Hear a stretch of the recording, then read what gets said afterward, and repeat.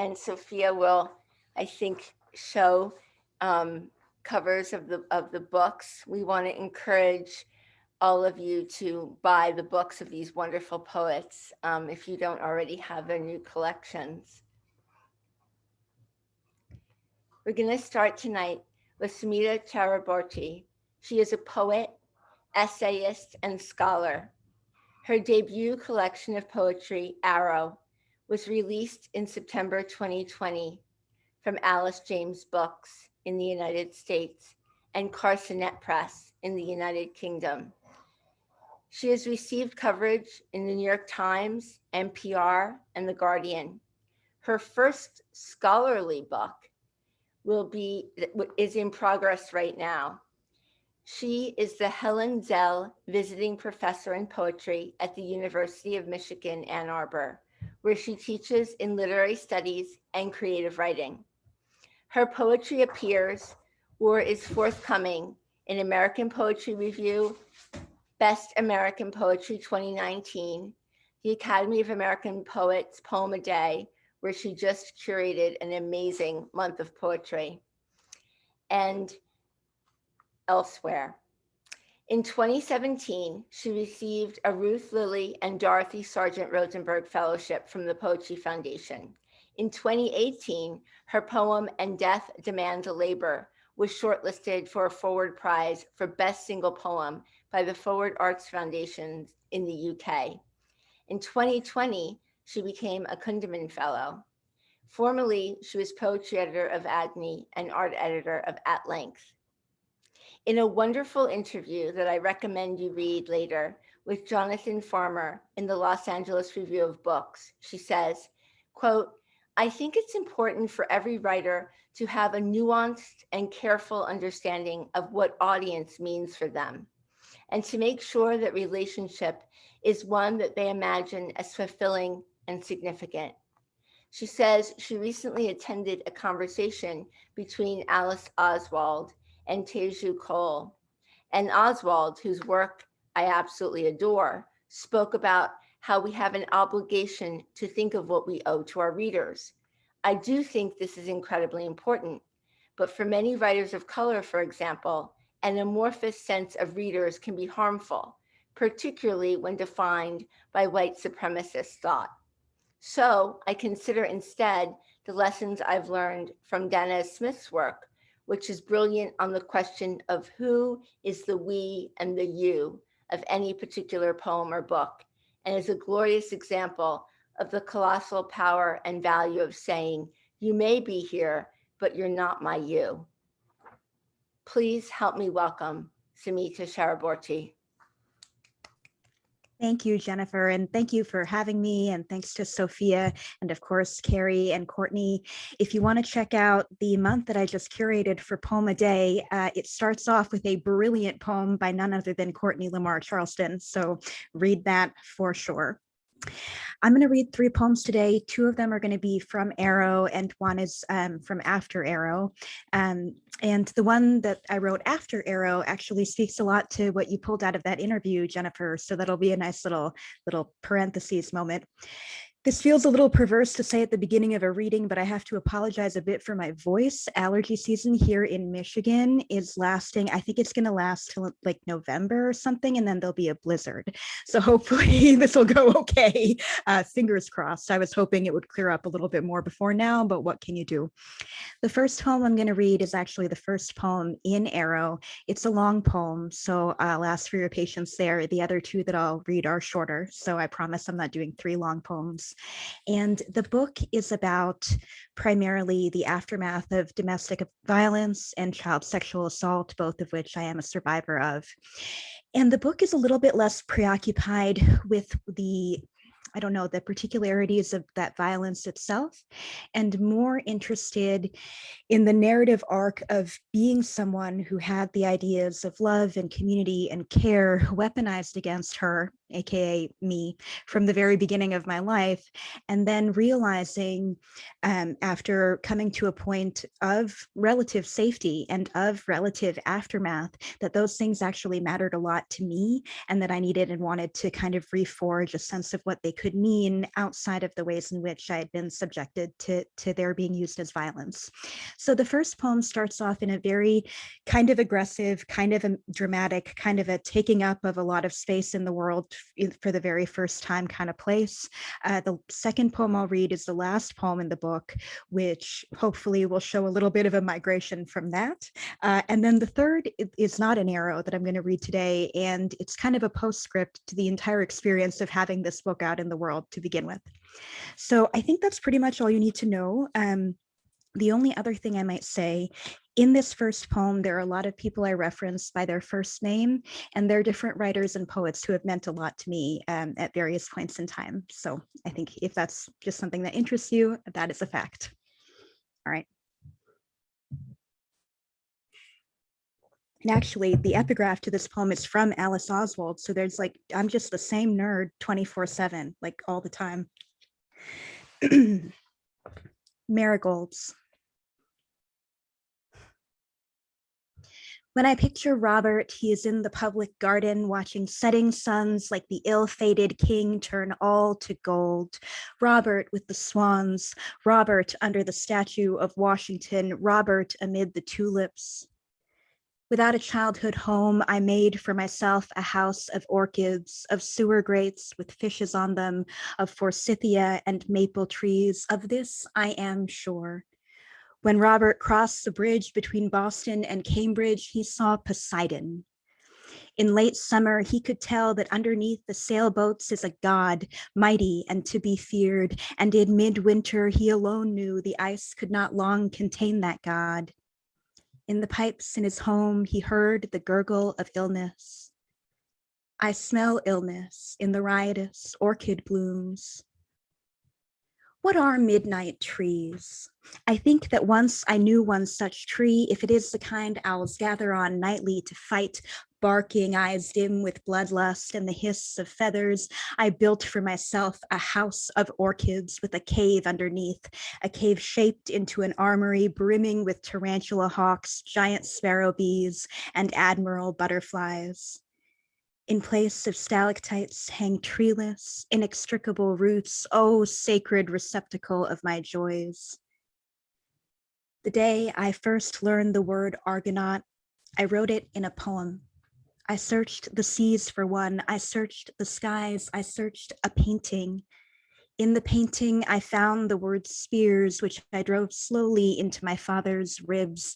He I eulogized and he I resurrected, reaching again for the spears. I have seen countless full moons fail.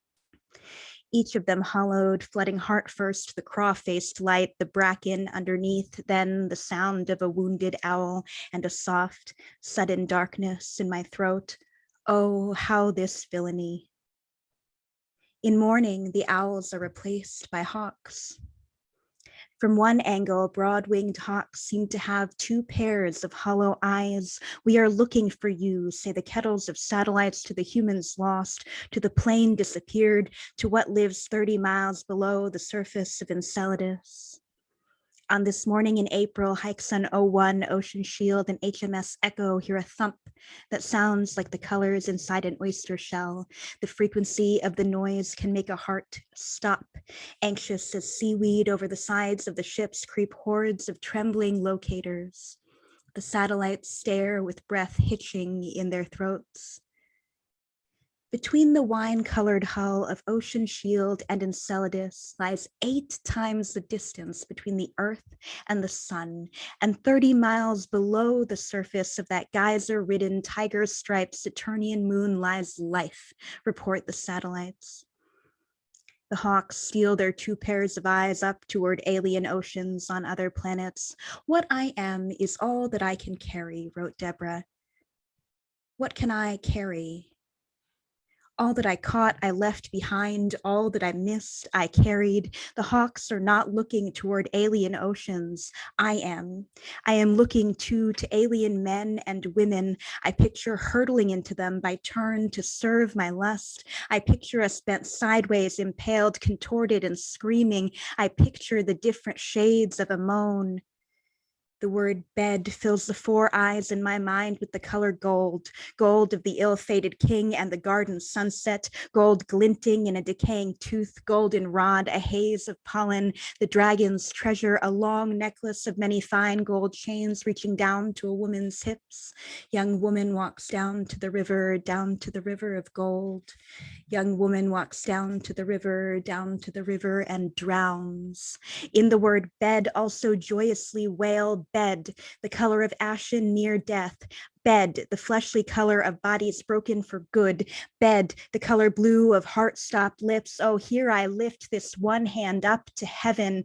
The ghosts of the poisoned dogs live in the piano. The ghost of my mother, still living, lives in her excised tumor and staghorn kidney stone. The ghost of my ability to love without grief, still living, lives in this poem. All my pockets filled with stones, in the river I'll be found. Why, then I am the devil's dam. Dangle me from a cliff 12,000 feet above sea. Oh, speak with possibilities. Build me a skin of glass to cover the Grand Canyon, throw me on it, summon 1,000 wilding mares, restrain them with massive chains, foot-long links of hardened steel, and when the chains buck from fracture, let the mares stampede the glass, bid them trample my body, watch from a great distance as the glass cracks. Watch us beasts entangle, watch me take a hoof to the mouth, to the skull, to the groin. Hear us squeal and bark and howl, calling out as wretches do to failing life. And when at last we 1,001 blood-filled creatures reach the bottom of the canyon, throw yourself in. My voice in your ear will tell you that you were meant to die like this, a beautiful and inelegant dive onto a field of reds, some bright and sun-kissed, some dark and pulp-dashed, your and our blood across a burnt orange schist. See, oh, see what I have done. I fear neither the sight of nor the word for blood. HMAS Albatross has joined the search for the plane. It is May now, and there is no sign of it. The detritus slide. The home I made is of orchids, forsythia, barbed wire, and burnt metal. In the bedroom, I planted what I imagine a midnight tree to be. Its roots join the treeless roots in the armory beneath.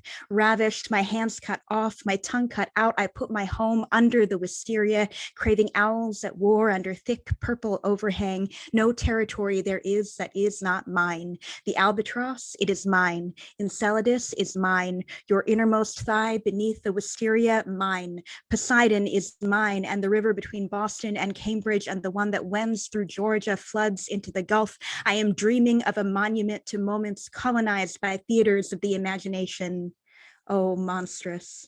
The O of a mouth without a tongue, the O of two pairs of lips clasped, starving on one another, horns and cry of hounds. The ballet in my deadly standing eye is the arrow's flight into the neck, the horses tumble into the canyon, a nation's search for a single tiger with quills in its neck, a spilled cloud of felled bees, the elephant's horror in the flock of red-billed birds, feathered locusts who from their first breath form trembling caverns with their mouths, their aggregate forces snapping branches off of trees. The orchestra plays low drum beats, a single singer carving the melody. Do not, I pray, promise me an untroubled lake. Take me instead to the rivers with vengeful gods under steaming and frozen waters. Take me instead for the stag, the rifle, and the hunter. Promise me unending days in which I can picture and then picture again a fire whirl, the slowness of the sea drinking a ferry or a plane, the gasps of air bubbles around carapaces, the moons of Saturn. I myself am hells, and I prize them as if they were the rarest blooms. Promise me I will always reach again for spears, await the horses on the glass above the gaping hollow O of the earth. All is lost. Flee this house. So chants James's Ouija. Or perhaps in the palace of time, our lives are a circular stare, and I am turning, writes Lucille's ghost-guided hand. Always in my mouth, I hold the head of an axe with its bit at the back of my throat. Oh heavens, can you hear a man groan? Here nothing breathes but we phased and hungry. Oh, wondrous thing. Worlds such as this were not thought possible to exist, writes the astronomer. It is June. Deep beneath those golden waves of the river I'll be found. My sister has joined the list of those I mourn. Her ghost lives in each powder-winged moth. In the ballet, the stage fills with a troupe of dancers in dusty gold skirts, shoes asphyxiation blue, hair the tones of flesh. Center stage are 6 dancers who wear only red, moving in unison so they throb as one bloodied yoke. The troupe around them shudders as though in blissful death throes. The single singer quiets. The orchestra breaks down its instruments. For my brethren slain, I ask a sacrifice, O barbarous, beastly villains like myself. Die. Die saying please, die longing, die helpless, die with your eyes fixed to the most treacherous side of a mountain, to newborn stars, to plains not found, die with your throat stuffed so that each moment hereafter is a dream of a gasp, die so that my midnight tree might grow new branches, die like a sapling struck by lightning in an ash-ridden and still smoldering field, die amid the tulips, die smelling the orchids I grow, die in the mass of horses and a pied flock of shrieking birds. From the oceans, creatures great and small take to the land. From the land, each parachuted seed takes to the sky. From within my armory comes a scent melodious and unearthly, a strain of moths, black, flies as though sewn each to each at the wing. Their flight path blooms dark into the gray air like a print from a silvered glass plate. Soon we will learn our bodies are formed of dead stars, so that if we made incisions from breastbone to rectum, the caves within would reveal themselves to house celestial ash. As the stag, I fear the mouth of the rifle. As the rifle, I point my mouth deadly toward you. As the hunter, I execute myself so that I may feast. Worlds such as this were not thought possible to exist. My lord, I aim a mile beyond the honeyed moon.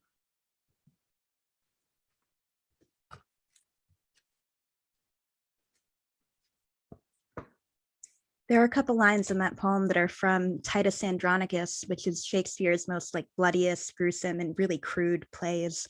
Sometimes I like to joke that you can chart the speaker's evolution, the speaker is me, in this book by the nature and the gruesomeness and crudeness of the beheadings in various poems, which just like the funny kind of poet humor, poet gallows humor. So this is the last poem in the book. It too has a beheading, but it's a happier one, if that helps. It's called O. Stars are not the end, but the beginning. A bird is to its throat as a promise is to its sharp edge. I wanted to make for you a sun shower. Instead, I've made for you a mortal thing. Writing is knowing how to cut. There is a space in my body that did not exist when I began this book. It is a window. When I next speak, I will do so through that window. Please leave the window unlatched. When I next speak, it will be with changed lips. I wonder what their color will be. Finally, she enlarges the figure to a grand scale and cuts off its head.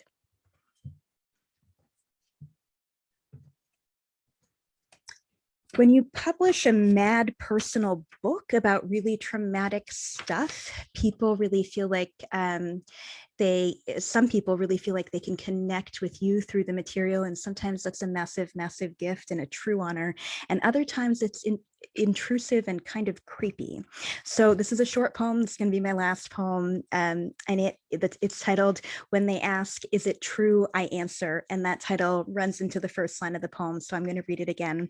The only other background you need to know outside of the fact that it's about that sense where people sometimes feel a lot of permissiveness to someone's interior life just from reading their poems. It was written, I don't know if you all remember this or know about it, but there was a period when, I think it was about a handful of months ago, NASA said they had new information about the moon. And if you have any exposure at all to poetry Twitter, a good bit of it, myself very much included, just lost its collective mind because, you say new moon news is about to drop and we're all going to be like, what is it? So it was written during that time, and that's kind of in the background of the poem as well. Thank you all so much for listening and for being here. And Courtney and Carrie, I can't wait to hear you. When they ask, is it true? I answer, what more is there to learn about the moon? Listen, you and I both know there's more that I could share. I could tell you about the first time I put pennies in my mouth. I could tell you every time I grew or sheared my hair. No, I know. What you want to know is whether I wept, whether I begged. In a few days, the astronomers will tell us what they've learned about the moon. You and I were in this together, our nude breasts pressed against our draftiest windows in the winter. Say the moon has more silt than we imagined. Say it has a mountain. Say baby lions roam its crests in little feline space boots. The things we're closest to aren't easy to name, but that's no excuse. Deimos and Phobos, brothers. Io, a round marble in the cheek of a name. Euclid, too dim to photograph, too small. Still, we named her. Ours, though, we named it Moon. Like Holly Golightly, calling her cat, Cat. Have you put a name on my child mouth? If you were asked to give our moon a name right now, right this minute, what would it be? Whoever told us we have the right to learn anything about the bodies for which we never even imagined a name. Thank you all so much.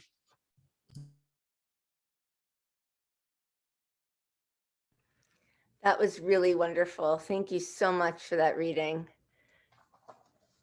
And as we found out earlier, 43 of these Zoom readings you've been doing. So thank you for being here and reading from your wonderful book, Arrow. Sophia will put information in the chat about that. And some of you in the audience remember we had Alice Oswald actually read for us at the Hudson Valley Writers Center. We saw she was coming to the 92nd Street Y, and we decided to see if she would add us onto it, and she did. So hopefully she'll come back again. She did not answer when I asked her to read for us on Zoom. So now we're excited to hear Cortney Lamar Charleston. He's originally from the Chicago suburbs. He completed his undergraduate education at the University of Pennsylvania, earning a BS in economics from the Wharton School and a BA in urban studies from the College of Arts and Sciences. During his college years, he began writing and performing poetry as a member of the Salerno Project. Charleston's poems paint themselves against the backgrounds of past and present. They grapple with race, masculinity, class, family, faith, and how identity is functionally a transition zone between all these competing markers. His poetry is a marriage between art and activism, a call for a more involved and empathetic understanding of the diversity of the human experience. This same line of thought frames his philosophy as poetry editor at the Rumpus. He also currently serves on the Alice James Books editorial board. In a fascinating interview in the Rumpus on form and voice, Charleston says, "Doppelgangbanger is where I become more accepting of the idea that the form a poem takes in all its facets need only to serve that single poem. The muck, in many ways, feels more honest, more authentic to my mind personally, and to the lives we live generally. It doesn't represent a lack of refinement, a lack of discipline, or a lack of consideration. If I can't have fun on the page, what's the point? I don't need to be reminded I'm a serious dude. I need to be reminded I'm alive. Please help me welcome Cortney Lamar Charleston. Thank you, Jennifer. And thank you, Sophia, and everyone on staff at the Hudson Valley Writers Center. It's a pleasure to be here tonight with all of you and all of you in the audience as well. Thank you for joining us. And of course, getting to read with Sumita and Carrie, who I know both very well and all part of the AJB cohort now. So the editorial board, so I'm excited about that. I'm going to be reading some poems from Doppelgangbanger, which is my second full-length collection, most recent book. And that collection, through a ton of very narrative-driven poems, is really grappling with the performance of Black masculinity in particular, and this concept of the outward-facing persona being something that is created for survival, yet likewise being something that inflicts violence on the interior.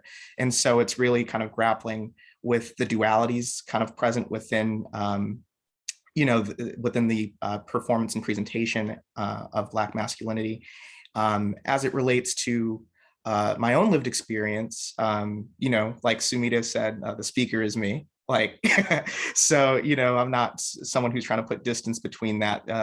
But, I had a lot of fun kind of traversing these poems and the voices in them, thinking back to a younger self. And the poems are serious and the themes are, important, but the poems are lively, the language is lively and playful. So hopefully that kind of comes through as I do my reading. And then I think I'll close with a poem that's more recent or written after the collection as well.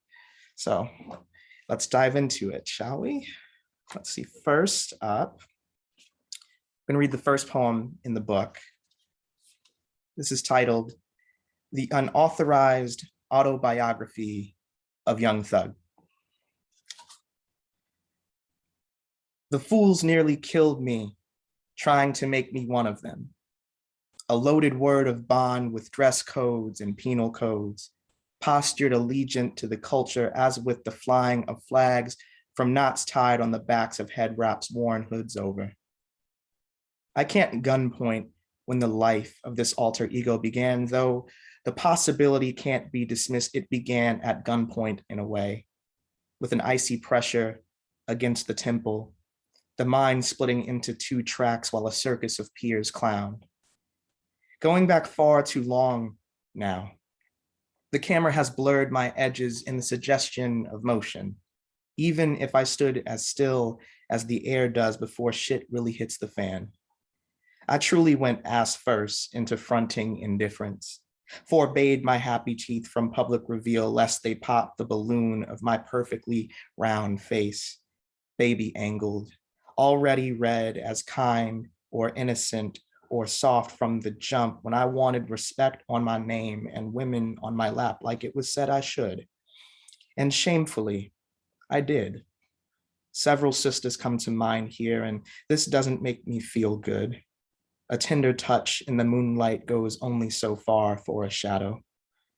I had to break it down for myself that being down represented the fear of having fear. I still shake when the wind blows, scary as ever. Thespian as always, and always toward the ghost of a threat or disrespect passed through me, then through me, through a thin skin, then through the skin. So, to compensate, a mask, what Dunbar's bars beat home way back when about standing in the presence of the pale folks, only that idea flipped upside down. Would be a forced smile slicing the face open like some summertime melon, instead setting scaffolds into smooth forehead, brown eyes set at the mouth's corners, fixing it in the position of silence like rusty nails. if carrying nothing else, I learned to bring this exact look to the danger because being me to the fullest would be a liability. Provide a sharper image for the hidden cameras to home in on. Yes, just that fast. A certified blue, strolling up to the screen door with a heavy hand for knocking and his true hand resting so sweetly on his gun.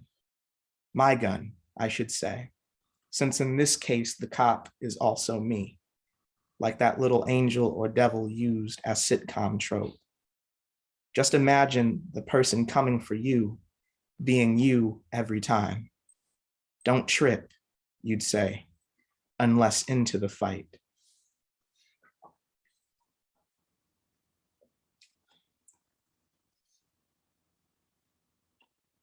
Grand Theft Auto 3, 2001. My guns are loaded with imaginary numbers. The people I kill don't count against the city's reputation. The people I rob have the money again tomorrow. And I'll take it then too, because it feels good to can for once, or however many times I leave the hospital with another life to live on the wrong side of the law. Strategy guide. Be a pacifist inside the shell of a violent person. I want good credit to my name to have the space to sin. Obey is the name of my personal brand, button mashing my way to academic excellence in geometry while I bash in a black face with a baseball bat, a face replicating at random in a restricted area of binary code. Strategy guide.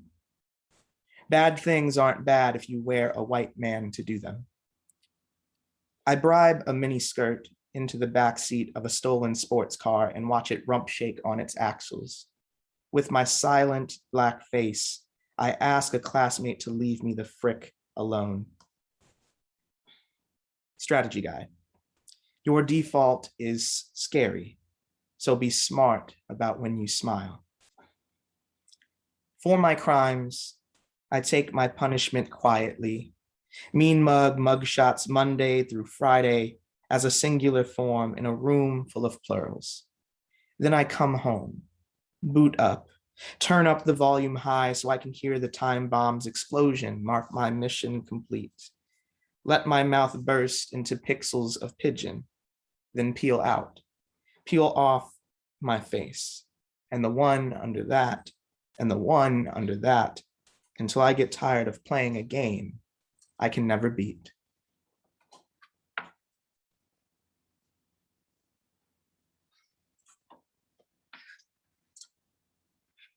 Okay, these next few poems, I feel like my mother's presence will creep into them along the way.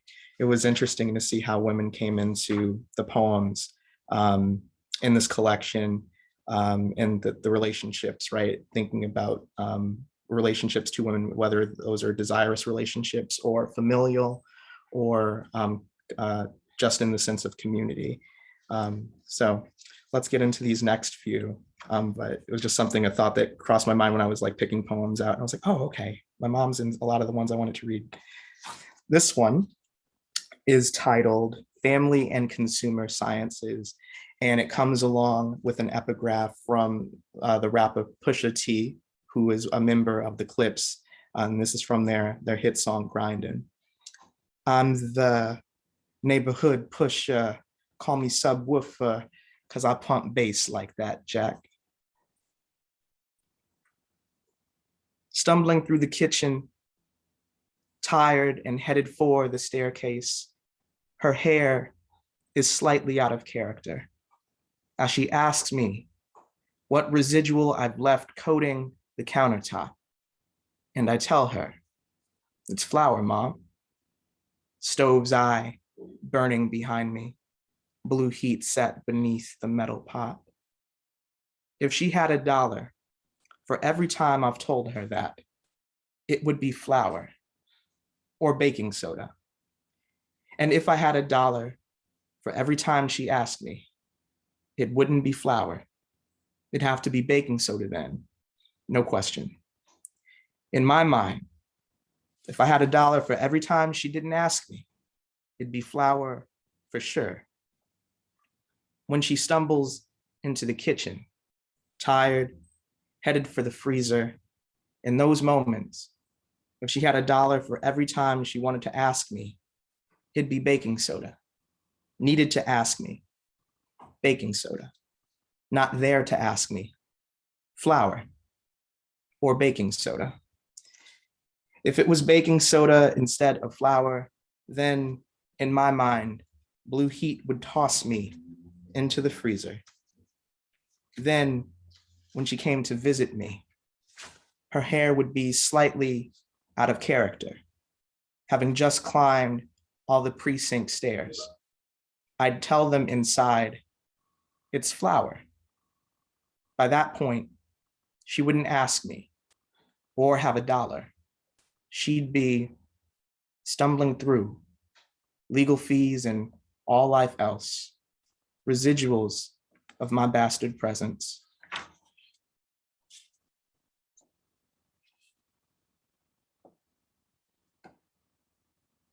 Etymology of gangsta. And here, the original one saying hello to my little friend is my own hand. Oh, so carefully cradling my equipment like an athletic cup, though likewise being a boast toward the boy in the mirror that is black but ain't buck. His jaw literally glass and needing to be freed of nerve, made to feel nada. It takes hard practice to accept the grammar of the G's body language as second nature, to represent physically how the slick replacement of the sound with an sound simultaneously implies more effortless and more ruthless. Eric Easy-E Wright of all people once lunched in George H.W. Bush's White House. So don't tell me about dead ends. Don't tell me about the dead, since I'm clearly one of the realest alive. All my life, church ladies have said, glorify, glorify, glorify, and that was game if I ever heard it. As I see it, in a bigoted society, I've either got the respect that the homies give me or I've got no respect at all. Plus God forgives anyway, and Jesus was black like dude that played Nino Brown. Name a better way to make through the cold, cruel world than this. We didn't write the rules governing our lives, so we had to break them all on principle. It's been said sweet singing Frank Sinatra ran with the mafia.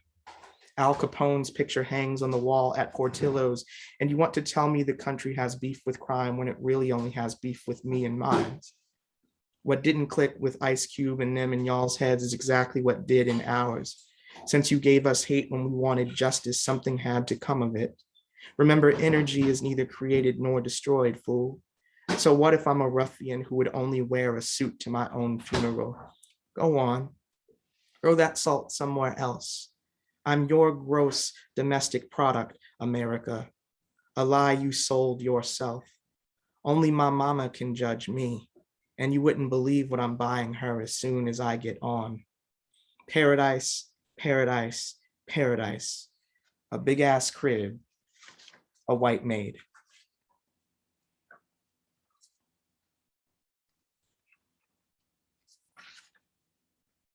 Okay. I will read next. Suburban Dictionary. I think there's a little white man inside all of us.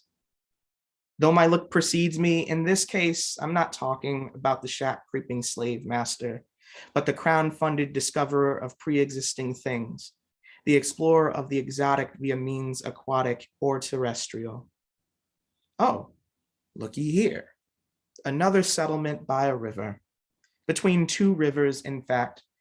Fresh off the boat of the skies, I walk among the savage appetites tearing into thin steak strips and cheese whiz with pointed teeth. How they strut, I study. The men dress their faces in bales of black hair from cheek to cheek. The women braid or lock or unlock or undertuck theirs beneath the most humble and homely cloths. My ears snag on the rusty dialect like fabric. My eyes widen when I recognize the continent staring me back in the ego, a vowel and 3 consonants exact. JAWN, entry dated 2003, a person, place, or thing. Oh, looky here. I've been a person, a place, a thing. It used to be they would put every rap record in my mouth and press play. It used to be my body was Africa herself, something with boundaries they didn't understand. It used to be Charleston Chew or C Murder, they called me in place of my mother's wishes. C Murder.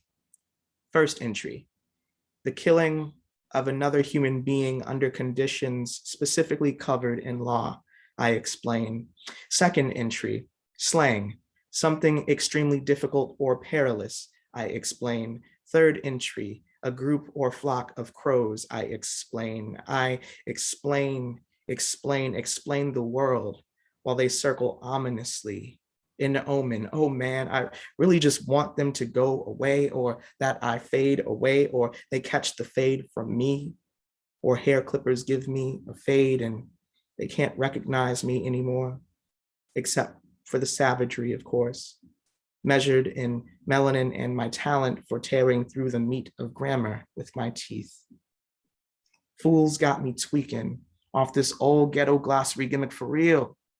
Them, always taking my word to take my word.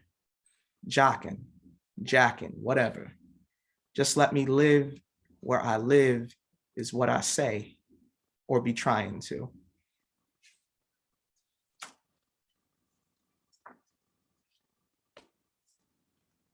Doppelgangbanger. Fox Valley Mall, technically in Aurora, attracts slightly rougher edges. Your man's right here, stoners, guapo boys, and Black. Girls bougie, beautiful, and brainy, taken lightly by fools only. I eye her way, but he eyes mine. Cop decoy with badge and walkie-talkie, walking up on the envoys of decency, mom and me, to do the kid a solid. Straighten this, pull up that, E none C8. I peep his ploy, play a historian, home on his perfect white teeth, horrid contrast to his charcoal cheeks. Mom nods in that morbid way. Told you. But I don't need telling. If I'm a stereotype, I be branded Sony, Bose, not some shit Zenith did. I'm so damn smart with it, Joe. I got all my teachers' height, and still mom looks like she wants to light flame to my hive. She don't want me stunting as some stat, been shot and died.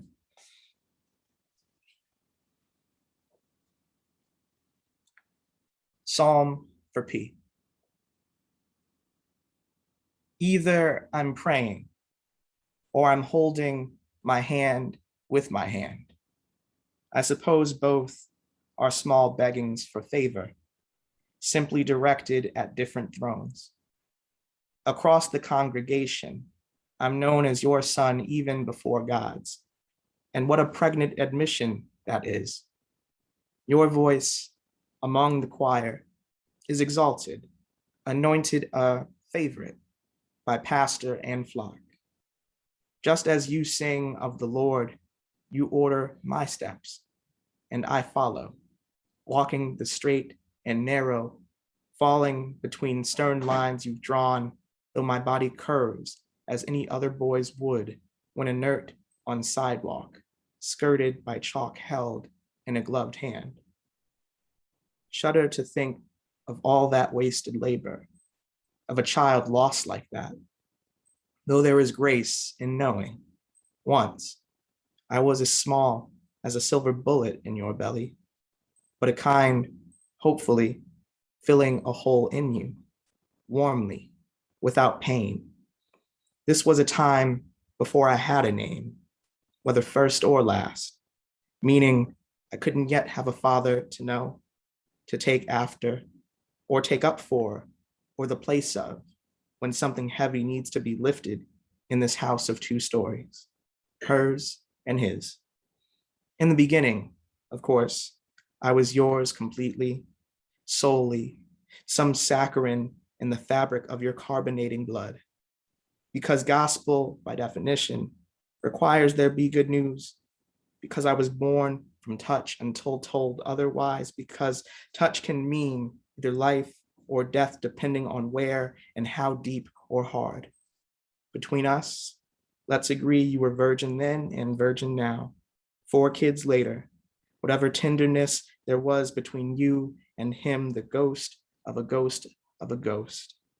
What I am, what we 4 are in that story. Higher beings, wounds and all, holes in our hands, but still able to hold the whole world. I've just got 2 more. Thank you all for listening. Jesus piece. Jacob the jeweler, tell me, what faith can I afford, and is this it? Hamitic features set in diamonds are out of stock everywhere. Object permanence ain't forever for me and mines unless a play on words. Bodies like this get repossessed all the time. Objects even now. In this day and age, at my age, or more years, or less, it's seemingly no large matter at all. But let me be practical for just a moment. I could put a ring on it for the price of less than half of this gaudy Hebrew head, a big rock, and that's a beautiful thought to mine. I'd like to think I'm a respectable young man. I even have a dental plan, a 401k in case I grow old and gray someday. Surely marriage would prove me a creature of love and not hereditarily bad habits, right? I've got no real vices beyond going behind the curtains of voting booths, but I realize I can only fake belief in men for so long, in mankind's kindness, I should say. That's why I'm so tempted here, this old idea of God being with me wherever I go. Like, look, my Messiah is made entirely of ice, you know, for all the swelling, for all the blood and the anger at the blood spilled that wasn't scripted by scripture. This could signal to people that God's got me on the other side. They wouldn't believe one nice thing a Black woman said about me. All right. And then for the last poem, I'm going to switch out of the book and read something newer, but keeping kind of like on that theme. So the title of this poem leads right into the body of the poem. So I'll just do it all in one fell swoop. It's important I remember that Jesus wept. A few times on record, but most famously in the company of sad Mary and Martha after Lazarus passed, shade cast over their faces by the shadow of their brother's life. Now, just so you know, Jesus of Nazareth was capital G for real, almost to the level of having his own face tatted on his back, name in Gothic lettering. He orchestrated a life lesson out of a dear friend falling ill to the point of death, planned to say to all the gathered mourners by way of miracle, follow me, have faith that I can restore you to good standing with the Almighty above us. So he showed up to the somber function late on purpose, real blickety black behavior in my Bible, to find Lazarus had dissolved into memory as he recognized would happen without his hand involved, even from afar. Both in knowing all and in having all power, there was no logical reason for Jesus to weep as he did here. But having a human heart, he was moved to tears by how torn up these sisters were, synthesized and spread their anguish throughout his own brown body. It comforts me to know the divine can cry for us. The dirty dirty's dirty. It was written that he called to the body, and in the calling, it became a house once again. The man who I think of as Big Laz, walking out the tomb the way Crips walk into it. A walk that we've imitated from California on one coast out to the Carolinas on the other, whether we tried explicitly or not. This whole episode is why we've rolled deep as river for the Son of Man, why our aunties hang his picture on their living room walls, his robing as white as innocence and afro picked to perfection.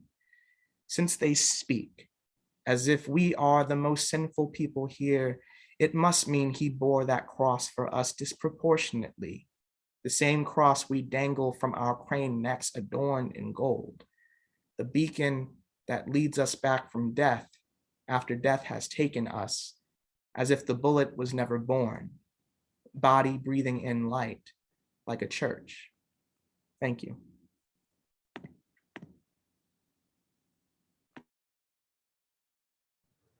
Thank you so much, Courtney. That was wonderful. Thanks for being here. And now we have Carrie Salerno. And thanks to Carrie, this whole reading happened because she wrote to me during the pandemic and said, how about the three of us read for your series? So we've been waiting for this for a long time. Very excited. Carrie Salerno is the executive editor and director of Alice James Books, where she has been serving underrepresented voices in the literary community since 2008. She is also the author of Shelter and Tributary, which is just out from Persea Books in 2021, and co-editor of Lit from Inside, 40 Years of Poetry from Alice James Books, which came out in 2013. She teaches poetry writing for the University of Maine at Farmington, and she has been invited to teach or lecture on poetry and editing at places like University of Michigan, Indiana University, Bread Loaf, Butler University, Washington State University, Texas State University, and the Writers Hotel. You can read many of her poems and articles and interviews regarding her professional work in print and online. Using the river as a guiding metaphor throughout Tributary, she searches for a better understanding of family secrets, religion, and whiteness. Victoria Chang says of the book, in poem after poem, Salerno layers thought after thought onto the river until it overflows. In a wonderful interview in Poets and Writers, Salerno says, writing into these subjects was so opaque at first. I didn't know where I would end up. I often worried what would come out would be scary, accusing, not close enough to the truth, or too close. In terms of probing whiteness, patriarchy, religion, and other systems of violent power, I'm writing about systems that, to many degrees, protect me in ways that I can't always readily distinguish. So how do I know if I'm using that same system to protect myself as I move through my poems? How do I know if I'm resisting self-incrimination, self-examination, self-acknowledgement, awareness, culpability? We are thrilled to have such thoughtful, self-aware writers here with us tonight. This has been such an inspiring evening. Please help me welcome Carrie Salerno.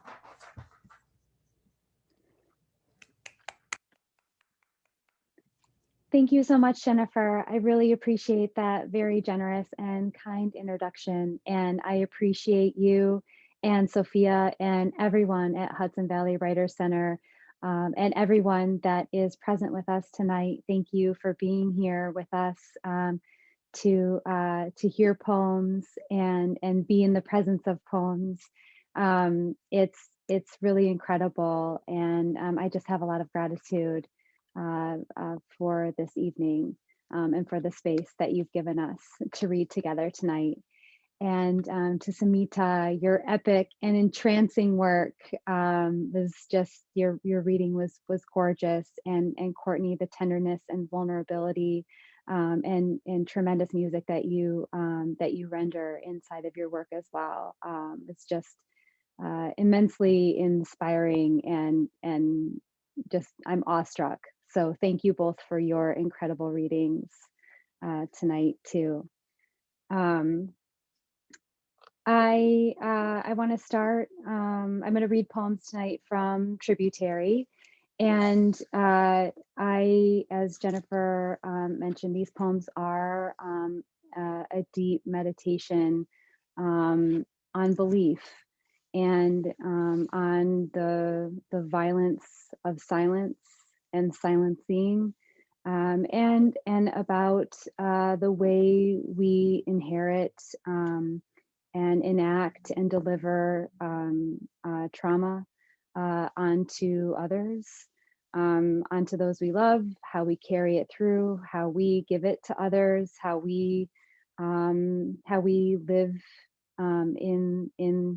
in it and through it, and pass it on. So I want to start with a poem called The Name Game. And just one thing to know about this poem, and in some of the poems that I'll read tonight, there are a few redactions inside. So I'll just pause when that moment occurs. The Name Game. We play this cloak and dagger called Don't Speak His Name. The more we swallow him, the more wants out. A double helix spooled where the diaphragm tenses, but the name needs a name for its detention. We pass out from holding down the breath, the name. This is part of the game, a private part we practice, lightly cupping air with our lips. One breath we can't breathe in, we are told it's just a game to enter the parish with arms raised and praise. Yes, like that, like you mean it can't be a game, like you have lost your breath and will forsake this brother, will attend the Holy Father, will obey instructions for his game.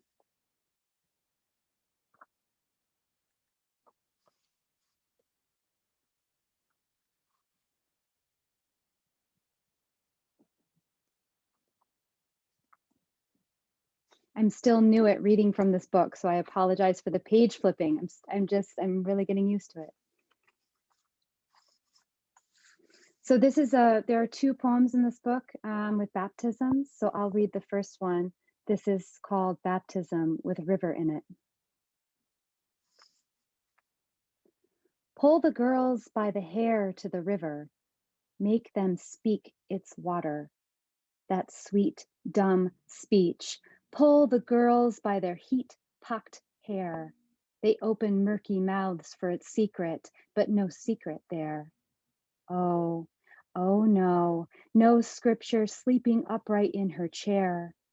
Oh no, no, heretics to lunge forth in evening prayer, who were born of the dear Father who pulls girls to the river to wash scorched hair in the sweet secret of his heat-dumb name.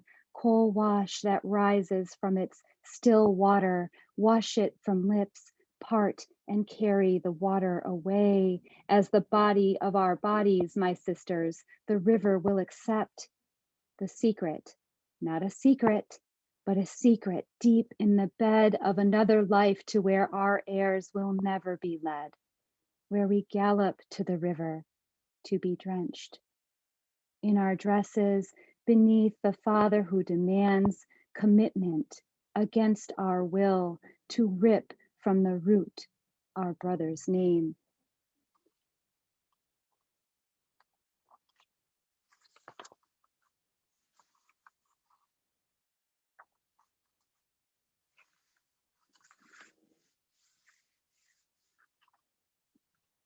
Some dark organ willing.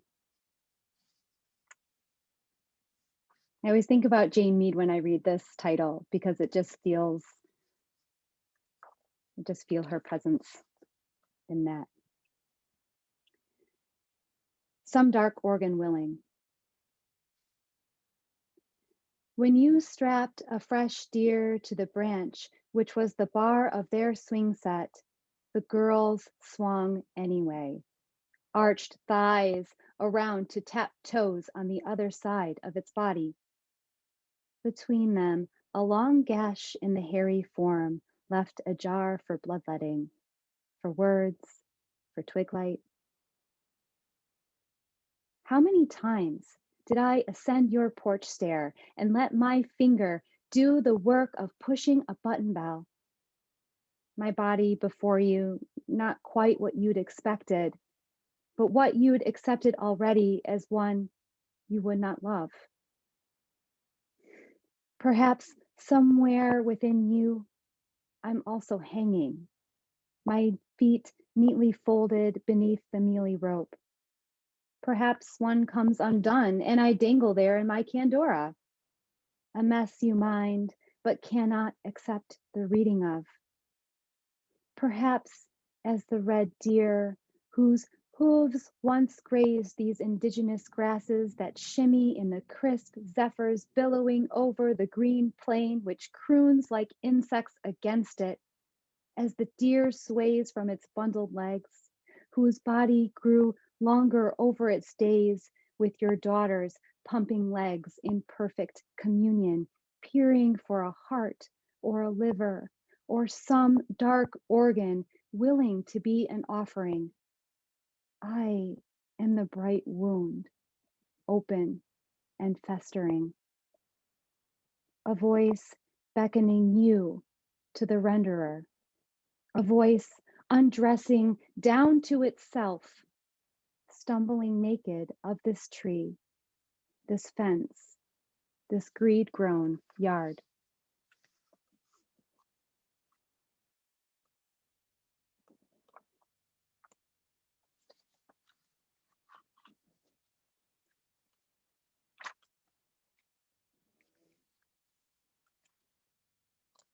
Okay, I want to try out this longer poem. Longer for me is like 2 pages. But I have to find it first. It's called Chagrin Boa.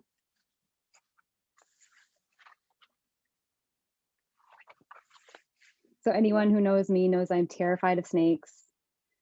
And I, when I was a child, used to farm Christmas trees.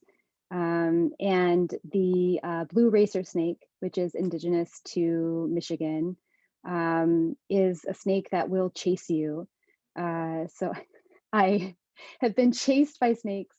And I know that most snakes are afraid of you as you are of them. But I think in my upbringing, it just sort of gave me an unhealthy fear. So this is about a boa, which is not a blue racer, and the finding of a boa frozen in a river outside of Detroit. Chagrin boa. Wrapped like a bangle, oh, she was a marvelous beast clung, cured in ice and sleep slung to the branch hanging its hang dog low neck over the water. When you go out for a nice sleddie and find 16 feet of snake, her jaw iced open in want of anything like the hot terrarium air, the coarsely carpeted conservatory. Or did she strangle the impossible cat, and that's when her possessor let her slick body into the stumbling river? Crystalline, rubbish-lined river, reducing the body by slights of temperature, and not even a high rock of false mercy could be slithered to. So wrapped she, yes, like a bracelet, yes, over the water, in want of warmth, in want, perhaps, of the little feline too. The snake once beloved, which is to say, purchased. Or she slipped away, and the master went seeking, lantern bobbing in the percale night, but she was like, to hell with this, and emptied her smooth body into the slick river. full of steelhead, full of litter, this river deluge called deluge, no, no, called chagrin. What was felt by the snake when she was placed into the space made by 4 glass walls? What was felt by the snake when considering the way in which the water's siren calls? How could she not imagine she'd be better off drinking the silt, surging to the corrupted name of a Frenchman? No, the river is native for clear water, chagrin. The Daniels Park Dam failing from ice and water both, and the snake too, succumbing to that slow death of industry, of faith, of traveling to the Erie, where she may have found herself free if she were to swim fast and low, head in the shale. American brook lamprey. No. Boa constrictor, jerked free onto her ice block back, warmed by coal fire in order to be stretched, to have measure taken above the snow, to be reported. It's common, a person says, for someone to decide their snake has grown too big to be a pet. It's not the first time, the person says, implying too, it won't be the last.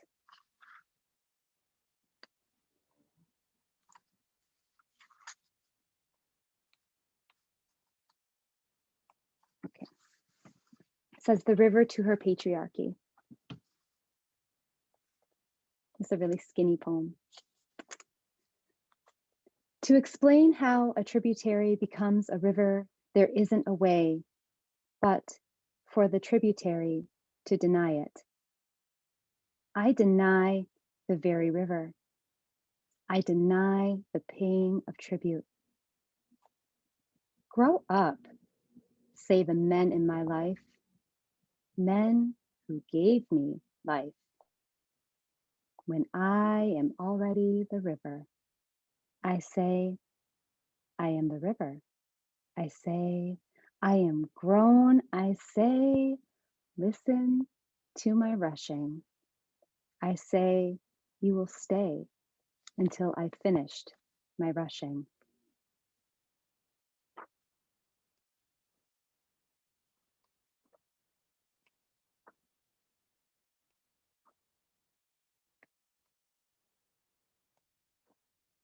Oh, thanks, Jennifer.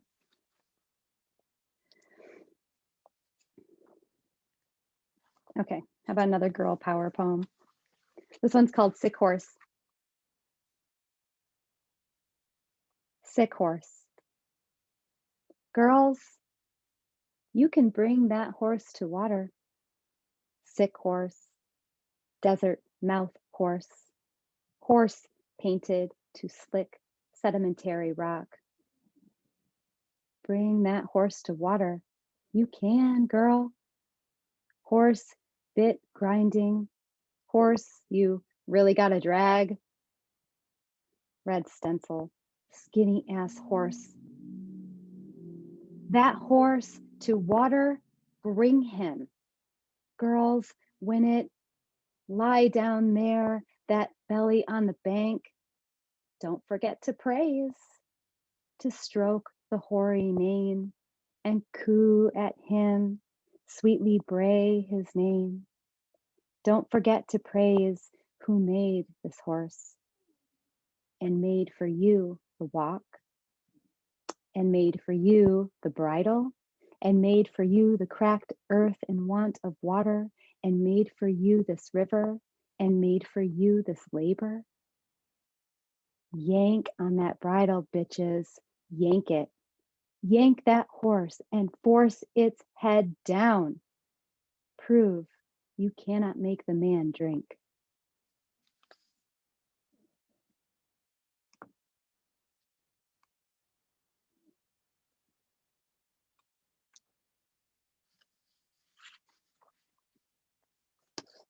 So I wasn't going to read this one, but then Courtney got all Lazarus on us. So I'll read my poem with Lazarus in it, because I mean, why not? He's a popular guy. Right. The father casts for Gabriel. Gabriel, the messenger angel. The father casts for Gabriel. What message did you mean for me? What hot night twisted in whitewashed sheets? What image of my son to haunt me? He in a beard and dress. He in his first pair of waders. Follow me and I will make you fishers of men, the prophet says unto likely disciples who drop their soaking nets. Follow me and I will make you fishers of men, we chant, we can't. But show me where there is righteousness beyond our vision of white legs burrowed in the garden of Gethsemane. Or perhaps in the pearlescent moonstone desert mistaken for this garden. Of all the temptations, stones into bread I love the most. The driving of dull stakes into iridescent wrists. What message did you mean for me? What, to be told by a man that a man may rise from the dead, how belief is built by this foreshadowing, Coppola's oranges pressed against the front teeth, or a conjuring of Lazarus coming forth from his grave. My son twists the white hot sheet into a crown. He burns in my body higher than anger's tallest candle. In a dress, in his first waders, I cannot untangle them. What message did you mean for me? Please come back. Okay, I'm gonna read two more.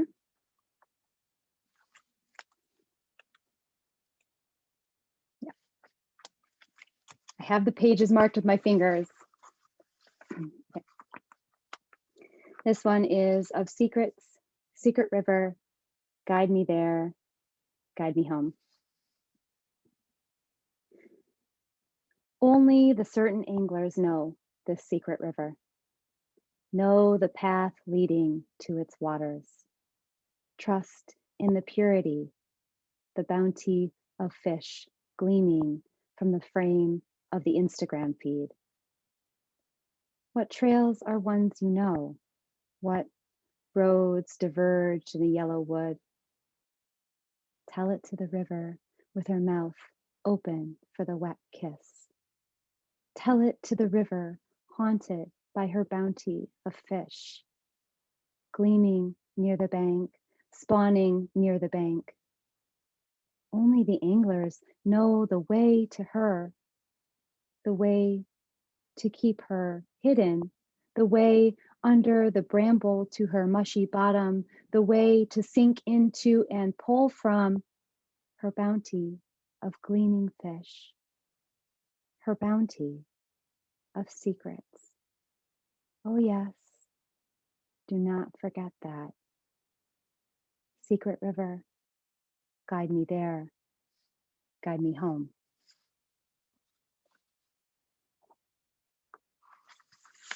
Thank you all so much for being such a tremendous audience. I'm going to close out with this poem that has a very long title.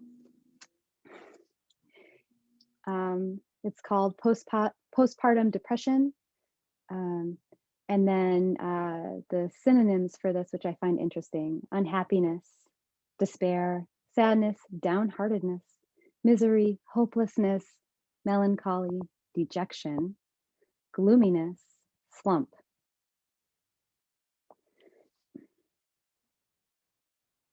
I want to course down the Ramapo, the Wanacue, the stream that feeds it, which has no name I know, to the creek cutting the deep wood behind your house and your garden, and the chickens being carried away by the neighbor's loose bloodhound, baying over their broke neck bodies, over the 100-year floodplain, and the crying of children who mourn the chickens, and hold the rest of the flock close to their bodies, the heat of their pounding blood, speaking the language of warmth between them.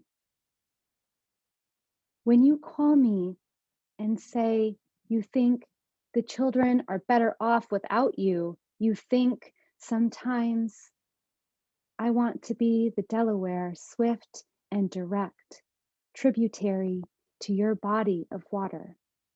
What you cry into the shower drain if you are able to shower alone.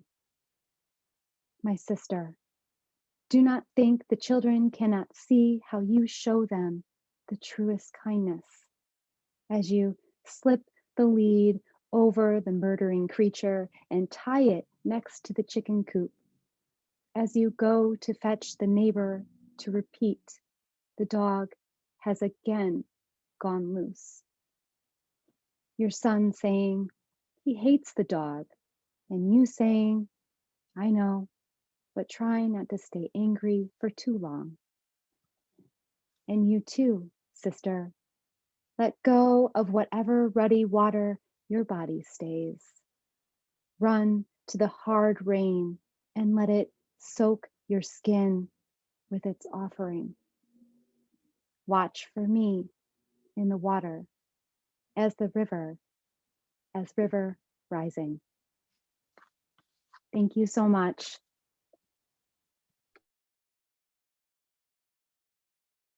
Thank you so much, Carrie. That was wonderful. What a great reading this was. And I'm glad we have it taped so people can watch it on our YouTube channel, and the students who weren't able to come tonight will be able to see it. We have some questions. Sophia is going to start us off. The first question we got is from Suzanne Cleary. Suzanne says, I loved Courtney's comments about having fun in poetry. It seems to me that you each have fun in your poems. What for you is the most fun part of writing a poem? And she adds that maybe a synonym for fun is gratifying or satisfying.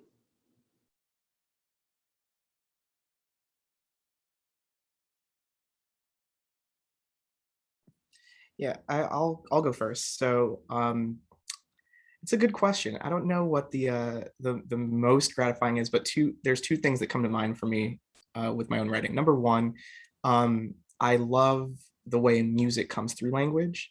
It's something that I try and place a lot of attention towards capturing, like in the text. I think there's musicality, there's poetry kind of in just our daily living, right? So it feels only appropriate that manifests itself in the work and in the writing.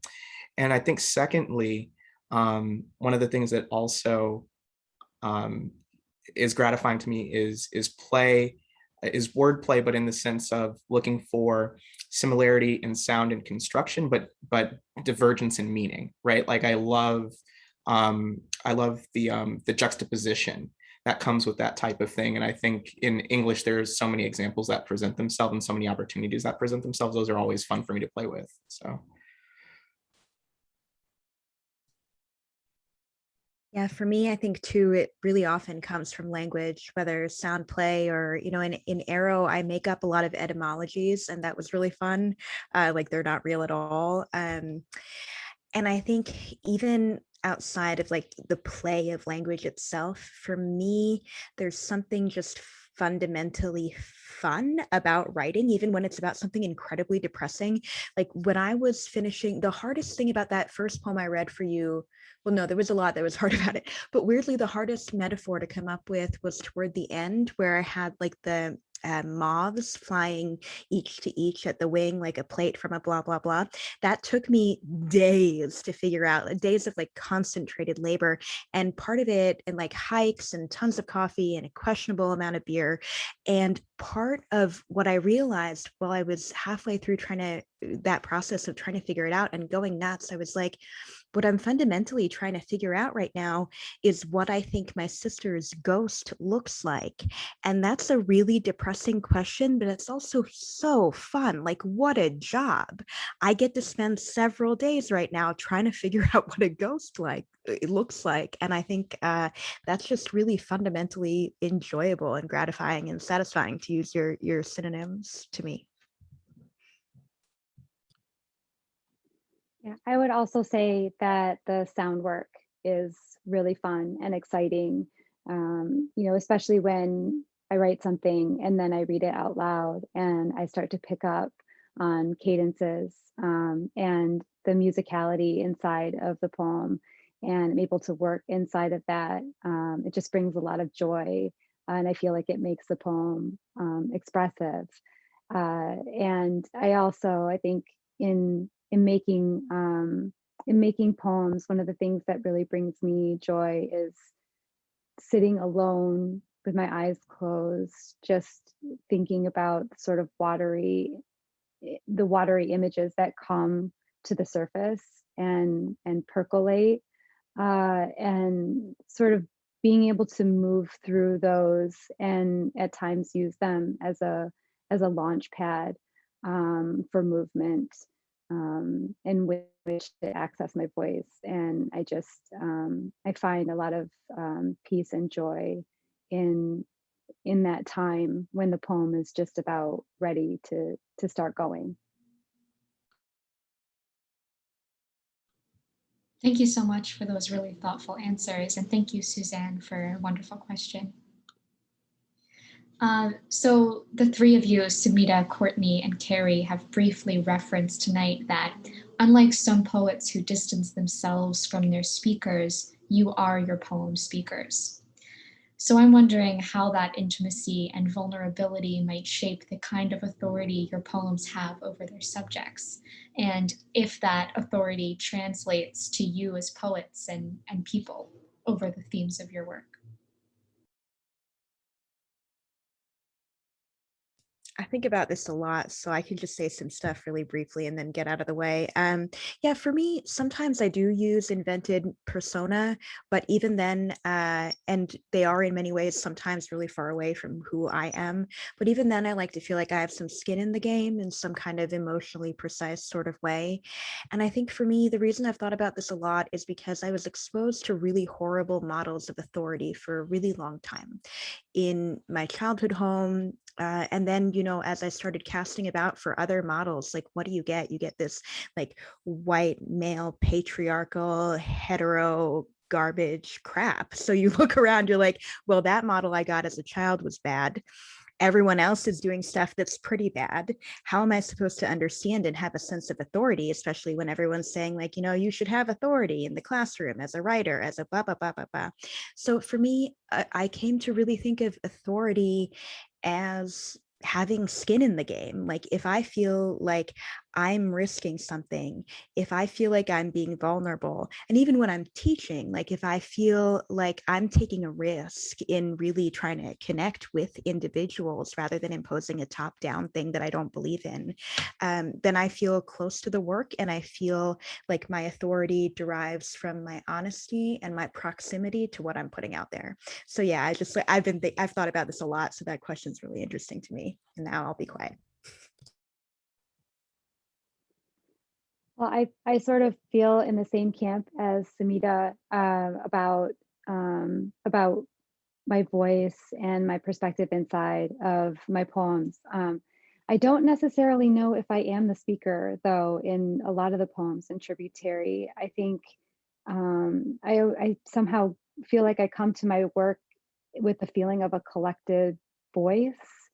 I don't know necessarily if that makes sense, but I feel as if I'm there. As Sumita said, I have the skin in the game, but some of the poems in the book are written in the voices of others, and that helps me, I think, to achieve distance and perspective, and to be able to turn a poem over in a new way.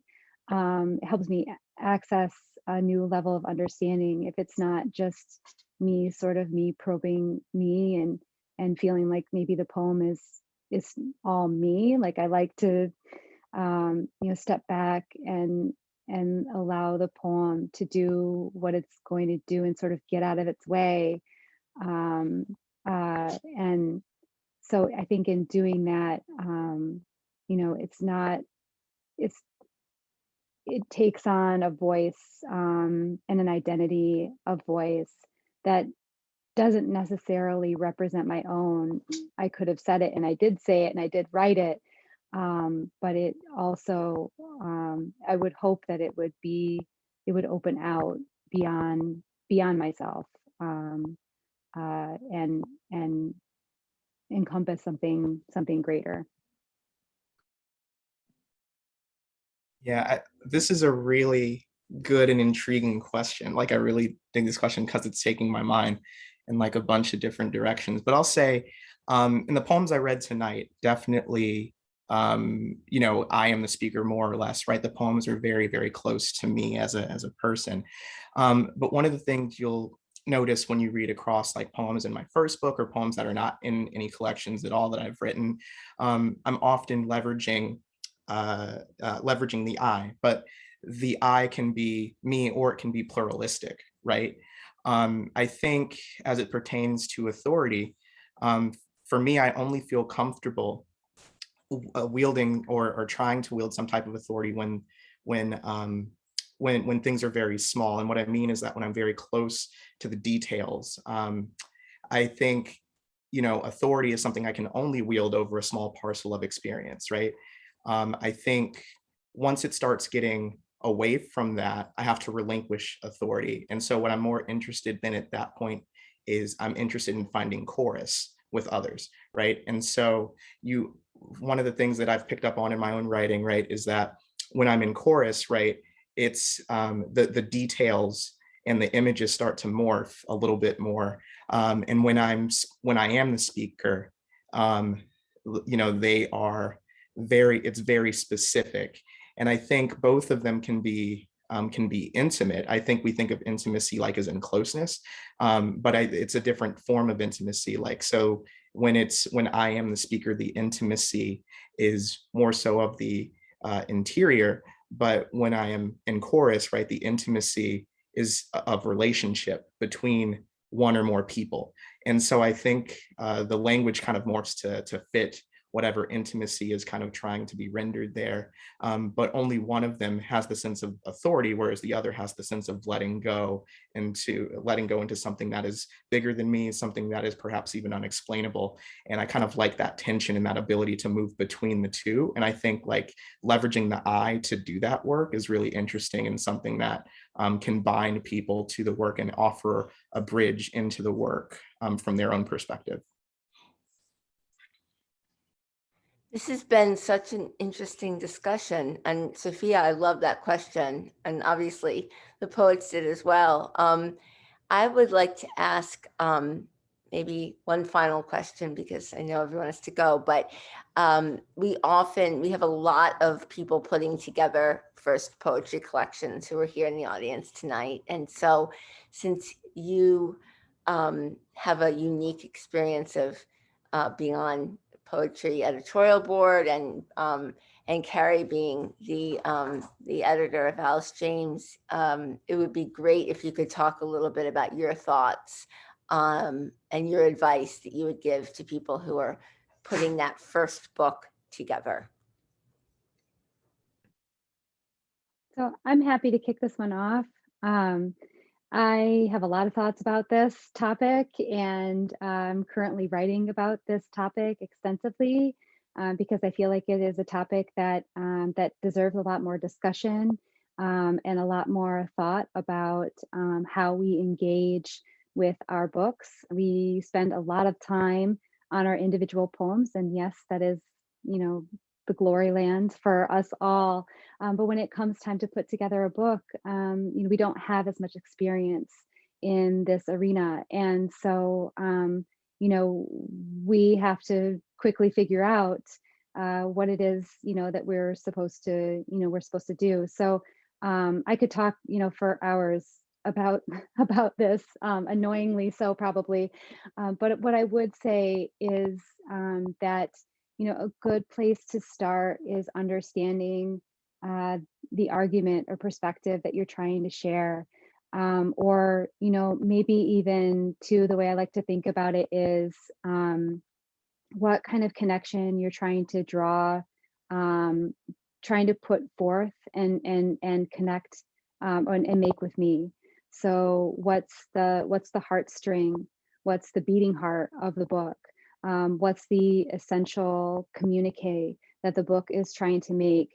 I think that there are always several communiques that any book is trying to make, and there are several themes and thematic concerns, and there's a development of texture that you can make between all of those calls and responses and conversations. But the essential thing, I think, is first to figure out what it is, what's the story you want to tell, and that's not just necessarily through the subject matter of it, but through language or through syntax or through imagery, or through any of the various poetic devices and modes. What are you trying to convey to your readers?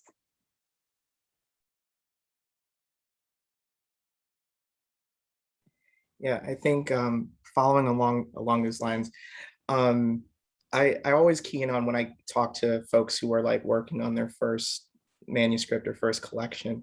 I always key in on that word first, right? Because like first is something that doesn't have any meaning to me unless there's something that comes after. And when we are, and you hear a lot this often, like with writers, but also like with musicians who put together albums, right? Leading up to that first, it's like the culmination of so much living, so much labor, so much effort, right? So we have this like almost, it feels like this implied pressure to like try to put everything into this book.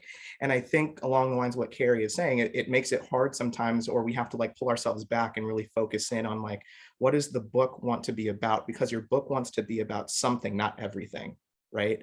And if you're listening to it'll and you slow down, it'll be easier to start picking that through. But I think a lot of times we get caught up because it's like we're thinking of it as like that one shot, that only shot, right? Whereas like I like to remind people like what you're building overall is a body of work, right? Meaning there's this, and then there's probably something that will come later, and something that will come later, and something that will come later. And I always tell them that to alleviate that pressure that the book has to be everything, right? It doesn't have to be. And it'll be a better artistic object, right? If you allow it to not be everything, right? So I just wanted to kind of piggyback on what Carrie was saying kind of with that, because it's when I just break down the language, that's what helped me actually get over my own anxieties and nerves about putting something together. Because at first I was lost and I was like, there's all these poems, what do I do with them? And then I realized that no, there's an undercurrent here that's wanting to come through. There's, like you said, the beating heart of the book, Carrie, and I just had to listen to it, you know what I mean? But I had to slow myself down and quiet everything else around me to hear it. Sorry, I unmuted without knowing at first, Courtney. If you were done, then I was like, nah. Yeah, I can piggyback off of both of those. I just taught the MFA thesis workshop here at Michigan, and that was a really great experience because I got to think about some of these issues and how to explain it to someone who is for the first time putting together a body of work as opposed to, or a collection of work, as opposed to just a packet or a one-off poem. And I think the thing that they hated me for at first, but ended up most useful, is exactly that question of an about.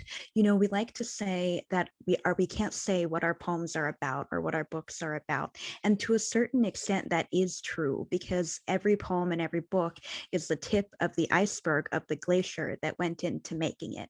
But for me, when you have a book is when you can say what it's about, and when that aboutness in some way takes you on some kind of a journey across time and across space, because a poem literally, a book literally asks you to spend a bunch of time with it, and it literally asks you to traverse space by moving pages. I don't mean that it has to be linear. I mean, you've probably got the sense from my reading that I'm not a linear person, and I don't mean that it has to be particularly narrative, but it does go places, and that going places does take time. So if you can narrate the about in those terms, then you're probably onto something. And then the other thing that was really important for me, I wrote 7-ish very, very different versions of this book before I settled on the one that became my first book. And some of them were like fine, some of them were god awful, others were like passable books. But they didn't have the story. They didn't have that about that I wanted my first book to tell. And that was because I hadn't gotten there yet psychologically. So sometimes I joke that my whole virtual book tour is like a PSA for therapy. Like, you have to be the person who can write the book that you want to write in order to write it. And sometimes that takes time, because the work of being a human being is just that. Like, it doesn't necessarily come through with revision or line edits or ordering. It's who you are, and whether you've lived to become the person who says the thing you want to say first. You know what I mean? So that's just a little broader perspective there is, I think, useful.